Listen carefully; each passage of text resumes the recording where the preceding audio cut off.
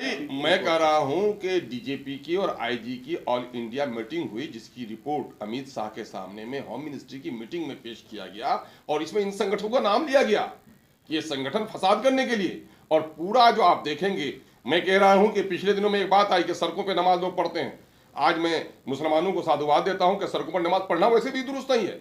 हमारे जो उलमा हैं वो कहते रहे कि सड़कों पे तुम किसी का रास्ता रोक के नमाज न पढ़ोगे। कुछ नादान है हमारे कर रहे थे, समेट लिया है। लेकिन आप क्या कहेंगे, सरकार की दोगली पॉलिसी क्यों है? आज पिच रोड को वो पिच को खोद खोद कर खंभे गाड़े गए, टेंट लगाए गए, कुर्सियां बिछाई गई, सड़कों को जाम किया गया। ये फिर दोहरा कैरेक्टर क्यों है? इस मुल्क में कानून सबके लिए बराबर है। इस मुल्क में वोट की कीमत अगर बराबर है तो लाशों की कीमत भी बराबर होनी चाहिए। सबको जीने और मरने का समान अधिकार होना चाहिए। ये समानता कहीं ना कहीं से अकलियत के लोगों से छीनी जा रही है और उनको खौफ के समंदर में डुबाने की कोशिश की जा रही है। पड़ा है सरकार की साजिश है, 144 धारा लगा दी गई है वहां। सरकार पर जो इल्जाम लगे, अगर सरकार पीटती है, पुलिस वाले पीटते हैं तो उनका इल्जाम वो जाने। लेकिन मैं दावे के साथ कहता हूं कि पिछले 2 दशक से बिहार में जो घटनाक्रम हो रहा है और पूरे राज्य में हो रहा है, क्या मुस्लिम माइनॉरिटी के कोई बस्ती किसी के अंदर में हिम्मत होगी कि किसी पर पत्थर फेंके, कंकर फेंके? वो तो खौफ में जी रहे हैं। खौफ में जीने वाला अपने को बचाता है, वो दूसरों पर हाथ कभी नहीं उठा सकता। मैं दावे के साथ कह सकता हूं, जितने मॉब लिंचिंग्स हो रहे हैं माइनॉरिटीज के हो रहे हैं, घर जलाए जा रहे हैं माइनॉरिटीज के जलाए जा रहे हैं, माइनॉरिटी पर जुल्म हो रहा है, सरकार चुप्पी साधे हुए। तो जो खौफ में जी रहा है वो कुछ का कुछ करेगा। भाई वो प्रोग्राम किसी का भी कराए, माइनॉरिटी के लोग यहाँ गद्दी की लड़ाई नहीं लड़ते हैं। माइनॉरिटी के लोग 2 चीज की लड़ाई लड़ते हैं कि मेरे जान माल की हिफाजत हो और संविधान ने जो अधिकार मुझको दिया है वो अधिकार हमको मिले। ये गद्दी के लालच में जो लोग लड़ते हैं वही लोग सारे तमाशा करते हैं।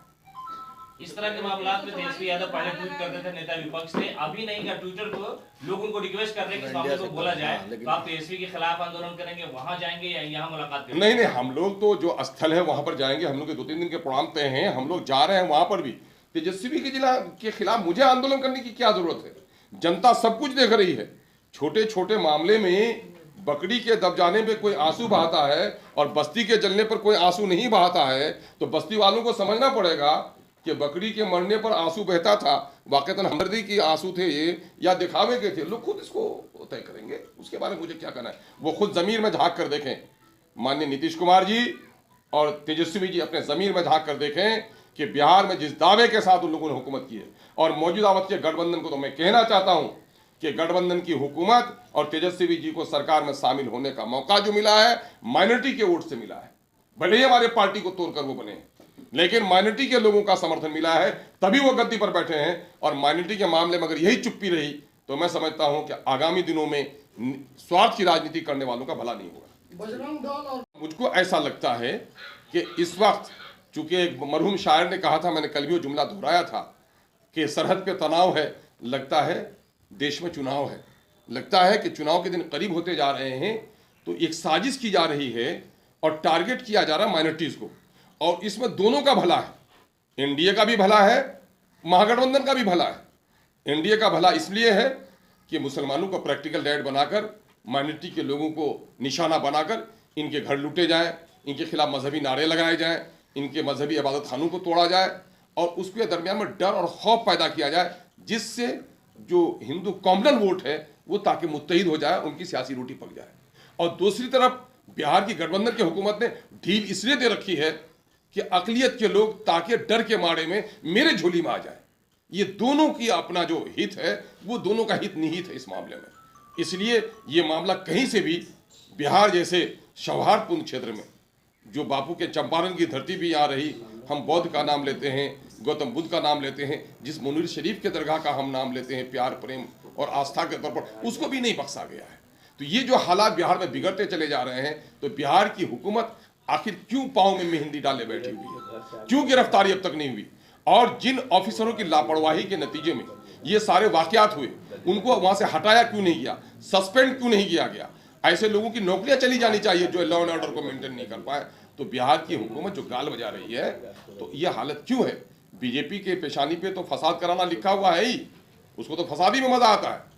लेकिन बिहार की हुकूमत जो कह रही है, चूंकि मैं इसलिए कहता हूँ बीजेपी का नाम, चूंकि जो वहाँ पर जो रही कि दुर्गा वाहिनी के लोग थे वहाँ पर सेना के लोग थे। तो इस तरह के जो लोग थे वहाँ पर, तो इस तरह के लोगों ने ही इस तरह का हंगामा किया है। इन तमाम तर लोगों का जो रिश्ता है, ये हिंदूवादी इन संगठनों का जिनके जरिए से जुलूस निकाले गए हैं, इनका रिश्ता बीजेपी से रहा है। तो इस तरह की जो घटनाक्रम हुई है, बिहार के लिए अच्छा नहीं है, बिहार के जनरेशन के लिए अच्छा नहीं है, बिहार की तरक्की के लिए भी अच्छा नहीं है। मैं देश के और राज्य के बुद्धिजीवियों को भी से निवेदन करना चाह रहा हूं कि बिहार में अगर शांति और सौहार्द कायम नहीं होगा तो वो बिहार जो खनिज से वंचित बिहार है, वो बिहार जो इंडस्ट्री से वंचित बिहार है, वो बिहार जो रोजी रोटी के लिए प्लान करना जिनकी मजबूरी हो गई है, मजदूरों का प्लान हो रहा है, शिक्षा के लिए प्लान हो रहा है, हमारे जो ब्रेन ड्रेन हो रहा है, अच्छे पढ़े लिखे लड़के बाहर जाकर नौकरी कर रहे हैं, चूंकि अवसर नहीं आ रहा है, तो बिहार कैसे तरक्की करेगा? इस तरह की घृणित माहौल में, डर के माहौल में, तनाव के माहौल में, दंगे के माहौल में क्या बाहर की कोई कंपनियां आकर यहाँ पर अपना काम शुरू करेगी? नहीं करेगी। तो इसका नुकसान सिर्फ कम्युनिटी को नहीं होने जा रहा है, बल्कि हमारे आने वाले जनरेशन को इसका नुकसान होने जा रहा है। तो इसलिए मैं बिहार सरकार से मुतालबा करता हूँ कि बिहार सरकार फौरी तौर पर जो लोग मुजरिम हैं उसकी गिरफ्तारी करे और उनको करार वाकई सजा दे, और जो दुकानें जलाई गई हैं उन दुकानों का मुआवजा दे। डिजिटल इंडिया के बारे में कहा जाता है कि 5 करोड़ से ज़्यादा का शोरूम था इलेक्ट्रॉनिक्स का, वो लूट लिया गया। वो क्या करेंगे? भीख मांगेंगे? क्या करेंगे? बाद को गुंडे बनेंगे उनके बच्चे पेट पालने के लिए? सरकार उनको मुआवजा दे। फल की दुकानों को लूटा गया और वहाँ पर सिटी पैलेस मैरिज हॉल को तोड़फोड़ किया गया, वहाँ पर बादशाह फल वाले की दुकान को लूट लिया गया। ये लोग जो भीख मांगेंगे अब इनका कौन देगा मुआवजा? सरकार को टैक्स जनता देती है, जान माल इज्जत आबरू की पहरेदार है सरकार, और अगर उसमें फेलियर है तो जिनका दुकान लुटा उनका मुआवजा देना सरकार की जिम्मेदारी है। सरकार ऐलान करे कि तखमीना करके तमाम लोगों को मुआवजा दिया जाए, जो लोग जख्मी हों उनका इलाज करा जाए, उनको मुआवजा दिया जाए। जो लोगों ने मस्जिद के मीनारे को तोड़ा, मस्जिद के मीनारे पे झंडा लगाया, मस्जिद में आग लगाई, मदरसा अजीजिया को जलाया, दुकानें लूटी, दुकानें जलाई, ऐसे तमाम तर लोगों को कैफर किरदार तक पहुंचाते हुए जेल के सलाखों में उसको पहुंचाए। और ये गारंटी देने के लिए सक्षम नहीं है लोग, तो इसके माने ये है कि गद्दी पर बैठने के लायक नहीं है ऐसे लोग। इसलिए ये तमाम तर हम लोग का मुतालबा है कि सरकार, और मुझे अफसोस इस बात पर भी है कि और मीडिया का तो क्या कहना, जिनको जो हुआ लिखा, लेकिन उर्दू मीडिया को कहा जाता है कि अक़लियतों का मीडिया है और अक़लियतों के मसाइल पर खुल के लिखता है। मुझे अफसोस है कि मीडिया वालों ने भी न जाने किस खौफ के मामले में, टेंडर के डर से कि उनको विज्ञापन नहीं मिलेगा, अगर चुप्पी साध ली तो आने वाले दिनों में यह कलम सूख जाएगा। हम बिहार की मिली तंजीमों को, शांति और सौहार्द पर विश्वास रखने वाले तमाम तर संगठनों को भी हम आगाह करना चाहते हैं, उनसे निवेदन करते हैं कि उठिए और बिहार को जलने से बचाइए। ये कमज़ोर शासक अपने दरमियान में शक्ति पैदा करें और फिरका परस्ती की जो आग लगाकर बिहार को तबाह करना चाह रहे हैं वो बिहार के हितैषी नहीं हो सकते हैं। ऐसी दुश्मन राजनीतिक ताकतों से बीजेपी का कहना है कि उनके इमामुल हिंद कहा, हीरो ऑफ द नेशन कहा उसको, और उसके आड़ पे जो कुछ बिहार में हो रहा है ये बहुत ही दुखद है। अभी ताज़ा तरीन जो घटनाक्रम है वो कल और परसों के दरमियान में जो हालात बिगड़े हैं पूरे बिहार में, उसमें ये हुआ कि जुलूस निकाले गए। धार्मिक जुलूस से निकालने का हक है, किसी पर उंगली नहीं उठाई जा सकती, सरकार उसे परमिशन देती है, परमिट करती है, निकालना चाहिए, लेकिन दूसरों को गाली देने का किसी को हक नहीं। मुस्लिम अक़लियत के खिलाफ भद्दे नारे लगाए गए, रूट चेंज किया गया, और ये प्लानिंग वे में जैसे लगता हो कि टारगेट किया गया हो मुस्लिम मोहल्ले को। बिहार शरीफ में जो कुछ हुआ है, मदरसा अजीजिया को जलाया गया। मदरसा अजीजिया जो वक्फ की प्रॉपर्टी है, उनके सामने में जो दुकानें हैं वो जलाई गई। वहीं पर एक इलेक्ट्रॉनिक डिजिटल इंडिया के नाम से शोरूम है इलेक्ट्रॉनिक्स का, उसको लूटा गया। वहीं कृष्णा मार्केट है उसको छोड़ दिया गया, और वहीं पर एक मार्केट है सिटी पैलेस, उसको लूट लिया गया। आप देखेंगे कि लहरी थाना के करीब अंदर मस्जिद के अंदर में आग लगाई गई, मस्जिद के कुछ हिस्सों को तोड़ा गया, एक गुंबद को तोड़ दिया गया, दूसरे गुंबद पर झंडा लगा दिया गया। और यहाँ मुनेर शरीफ में, लखीसराय में, मुंगेर में, हत्ता के किशनगंज में भी भद्दे भद्दे किस्म के नारे लगाए, और अब तक वहाँ के डीएम एसपी ने कोई कार्रवाई नहीं की। तो ये जो मजहबी फसाद का एक जरिया बना लिया है लोगों ने, फसाद पैदा करके राजनीतिक करने का, ये बहुत दुखद स्थिति है।